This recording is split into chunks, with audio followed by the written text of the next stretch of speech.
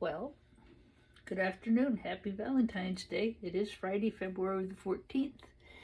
Welcome back to D Scraps, E Scraps. And today I'm revisiting that board that we found together yesterday. This was that IBM server. It's on yesterday's video, to scrap or not to scrap. And we found these. And these are dated. These are AMD Opteron. These are not pinned, they're flat. And that means there's a lot of stuff in here, and I don't want to touch it because I don't want to contaminate it. Just a beautiful board. I mean, somebody really took care of this, or it was never used. I haven't figured out which. Kicking myself. Absolutely kicking myself about the Sun microcomputer board I took apart 2 days ago. But you know what? I don't think I realized, well, I didn't realize what I had. I tend to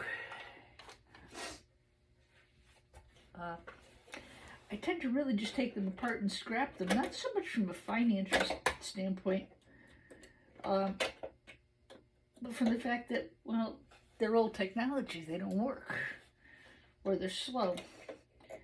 But yeah, I'm going to be kicking myself on that one for a long time. But that's okay. You know what? Even as long as I've been doing this, you still can learn stuff. What I'm trying to do right now is get the 4 screws out of the side that are holding the board to the frame. I've already taken out all the other screws. Now, I'm not going to take the battery off, and I might take this off and put the chip back in it. I haven't decided. So I did leave the battery on, unless I sell it to a refiner, in which case I'll take the battery off. But honestly, I'd rather let whoever buys it deal with the battery.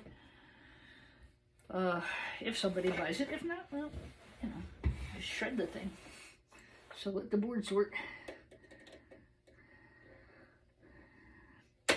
Got a nice email from them. They did receive a lot of the stuff we sent last week, and check is in the mail, which is nice.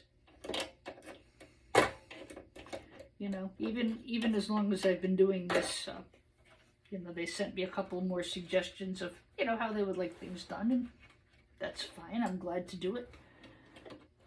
I think it's nice that they take the time to do that. I can't even imagine how much stuff they get in on a daily basis. I can't even imagine. I mean, if you think of YouTube, Shark Scrapper sends to board sort, E-Waste Mike sends to board sort, I send to board sort, Scrap It All sends to board sort, and this just, you know, this just people we know about, or I know about. You know, so they must get truckloads every day. What I've taken to doing now is, it makes it easier for them and for me, is I'll fill a box with just one kind of thing, like the 2 boxes I sent out last week. One box was high-grade telecom, and the other box was low. It was plenty full. It takes them time to sort stuff. So if I can save them time and get an adequate weight out of the box, yeah, sure. You know, why not? I've got enough material now that I can easily fill a box and save them the time of having to sort it. Okay, here it is. Here's 100 pounds of high-grade telecom boards. Boom, box closed, receipt, manifest put in, boom, done.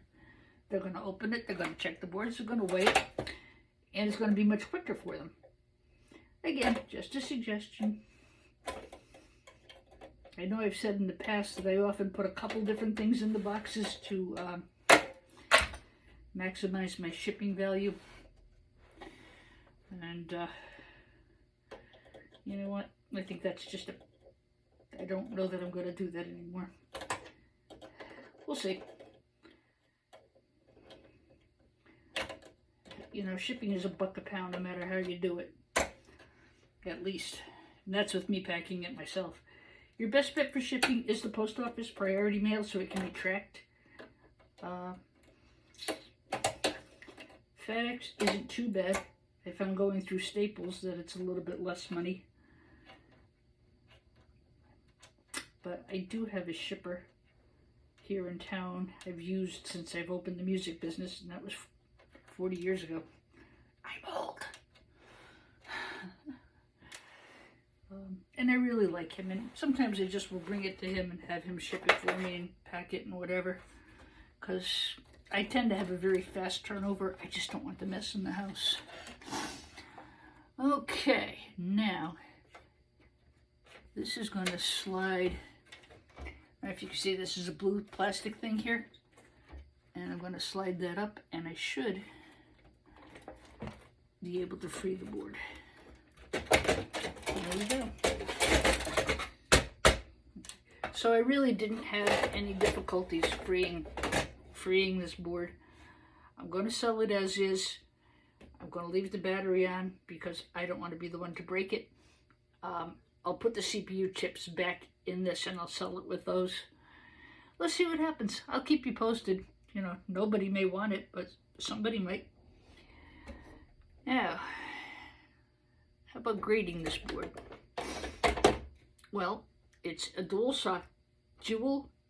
metal socket green motherboard. I'm going to go with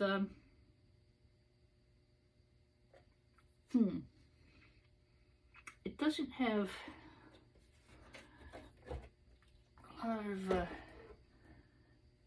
see, that's the trouble with A&D boards. Well, it's got a lot on the bottom. This is where the other bracket goes.